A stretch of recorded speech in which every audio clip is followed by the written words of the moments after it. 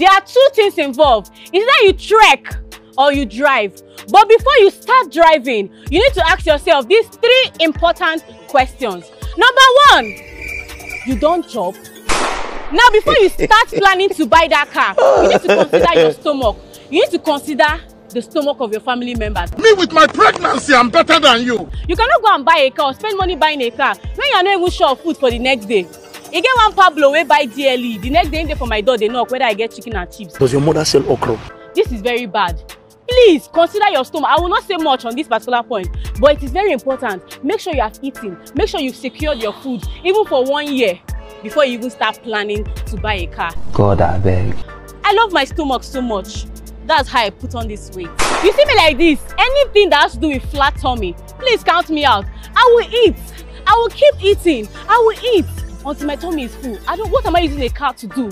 When you eat well, Seth, you even get energy to use your legs also. You walk! Walk, nigga! Yeah.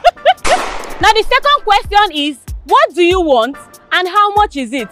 This particular question will help you detect if you can actually afford your dream car. I for call Emeka, but make Emeka rest. And now your head correct. Chinedu, your dream car is a Land Rover. I don't have enough money to buy a Land Rover, but you still want to buy it. Why?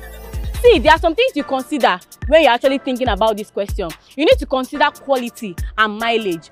If you know that you want to buy a car that has high quality and lots of modern features, then you know you're going to spend a lot of money. But if you know that you have a very tight budget, you can go for cars, maybe used cars that have lower, mileage and maybe not so much features. Do you get? Then for those of us that are not like Pablo, that can immediately pay for a car at once, you might need to get a loan. Just please know the kind of loan you are taking. Know your dealer. And I would suggest, I would suggest you go for short-term loans. Short-term loans are better to pay off because if it's a long-term loan, it will take a lot of time and you end up paying more because of interest. So please, ask yourself this question, put it into consideration and check if you can still afford that Land Rover. Let's go to the third question. Now the third question you need to ask yourself is, why do I need a car? Why do you need a car? Some people buy cars for different flimsy reasons. It might be to prove to your ex-girlfriend that you are capable of making it, or to show your village people that you've arrived. Mr. Njoko, you are buying a truck because you have 11 children. Is that really feasible? Hey, there are things you really need to consider before actually buying that car. Why do you need it?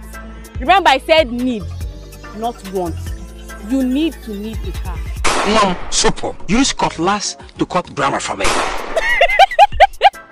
You are buying a C300 when you have 5 children. How do you want to take them for school runs? Sir, what is wrong with you? Are they paying you? So you need to consider all these things like this. If you have a family, you can buy a Sienna, you can go for bigger cars. If you're alone, you don't have a babe that is as big as me, you can go for something like a C300, a Mercedes, all those small cars that look like lunchbox. Just know why you need the car. It will really help you make a very good decision on the type of car you're buying.